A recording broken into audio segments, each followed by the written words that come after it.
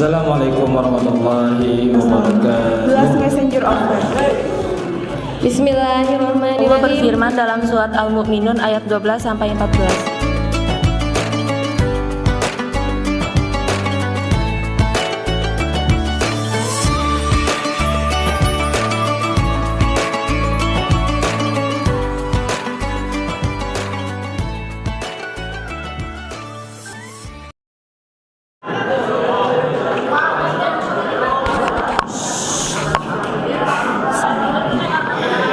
Assalamualaikum warahmatullahi wabarakatuh.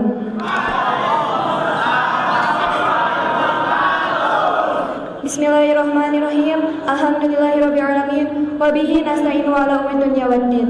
Wassalatu wassalamu ala asrofil anbiya'i wal mursalin sayyidina Muhammadin wa ala alihi washabihi ajma'in. Amma ba'd. All praise be to Allah subhanahu wa ta'ala, who has given us inspiration and blessing in this life. The Lord created this word. I will never forget to say salawat and salam to our beloved Prophet Muhammad, who relied to Allah subhanahu wa ta'ala and saved the human life from destruction in the 70 days of Allah subhanahu wa ta'ala. The Honorable Asatid wal Asatidah, the Honorable Santriwat dan Santriwati yang saya cintai dan saya banggakan. Then, I give thanks to Allah subhanahu wa ta'ala who has given me a chance to speak. Now, I will take the title Mulianya Akhlak Rasulullah sallallahu alaihi wasallam. Qala Allah ta'ala bil Qur'anil Karim, a'udzu billahi minasyaitonir rajim. Bismillahirrahmanirrahim. Wa innaka la'ala khuluqin 'adzim. Dan artinya, dan sesungguhnya kamu benar-benar di atas budi pekerti, luhur dan agung. Tabi'in dan tabi'at rahimakumullah. Ayat yang barusan kami baca adalah ayat yang menjelaskan tentang akhlak yang baik. Dan akhlak yang baik di sini merujuk kepada mulianya akhlak Rasulullah SAW.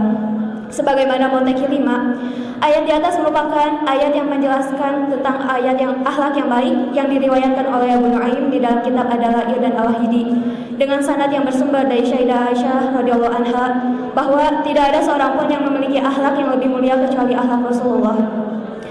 Kemuliaan akhlak Rasulullah tidak dapat diragukan lagi, baik dari keteguhan hati, kesabaran, rendah hati, budi pekerti, dan Masya Allah masih banyak sekali, sampai tidak cukup jika harus kami jelaskan di sini.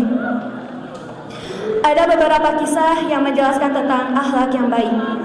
Namun ada satu kisah tentang mulianya akhlak Rasulullah yang diabadikan di salah satu buku sirah nabawiyah karya Abdul Hasan Ali Al-Hasani An-Nadwi. Kisahnya begini. Syahdan, pada 627 Masehi, di salah satu sudut kota Madinah ada seorang pengemis kakek tua. Ciri-cirinya, badannya ringkih, bajunya kotor, terus intinya seorang pengemis. Namun yang lebih parah lagi, si pengemis itu tuh tunanetra. Kalian tahu gak tunanetra apa? Tunanetra tuh artinya buta. Jadi si kakek pengemis tuh gak dapat melihat. Nah, si kakek pengemis tuh bisa mengenal orang tuh dari suara langkah kaki yang dia kenal. Pada waktu itu, di kota Madinah tidak ada seseorang pun yang peduli pada si pengemis tersebut. Namun, dari sekian manusia, ada satu orang yang peduli padanya, yaitu Rasulullah SAW. Namun, sayang seribu sayang, si kakek tersebut belum masuk Islam. Karena waktu itu adalah masa tahun ketiga kenabian, yaitu Rasulullah diperintahkan oleh Allah untuk berdakwah secara terang-terangan. Dan pada waktu itu, kaum Quraisy sangat membenci kepada Rasulullah, dan termasuk salah satu si kakeknya. Si kakek sering ngajak orang untuk membenci Rasulullah SAW. Si kakek bilang gini, janganlah sekali-kali kau mendekati Muhammad, soalnya dia tuh orang gila, dia tuh tukang sihir. Kalau kalian mendekat kepada Nabi Muhammad, kalian akan terpengaruh, kata si kakek tersebut. Dan kepada Rasulullah yang saat itu memiliki akhlak yang mulia, beliau tak marah sama sekali. Jangankan marah, balas dendam pun tidak. Hingga suatu ketika, si kakek tua tersebut terasa heran, kenapa orang yang menyuapinya terasa berbeda, baik dari tutur kata, cara langkah kakinya, cara menyuapinya, intinya semuanya beda. Si kakek bertanya, "Man anta? Siapakah kamu? Kamu bukan orang yang selalu menyuapi aku ya?" Si orang tersebut menjawab, "Aku adalah orang yang selalu menyuapimu." Si kakek bertanya lagi, "Bohong, kamu bukan orang yang selalu menyuapi aku.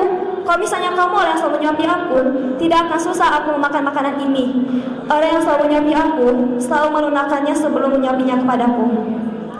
Orang tersebut yang tak kuasa menahan air mata pun berkata, "Ya, aku bukan orang yang selalu datang dan menyuapimu.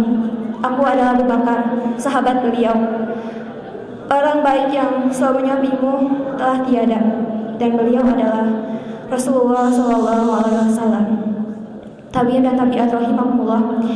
Hingga si kakek tertua tersebut pas tahu bahwa orang yang baik sama ini adalah Rasulullah SAW, beliau menangis jadi-jadinya.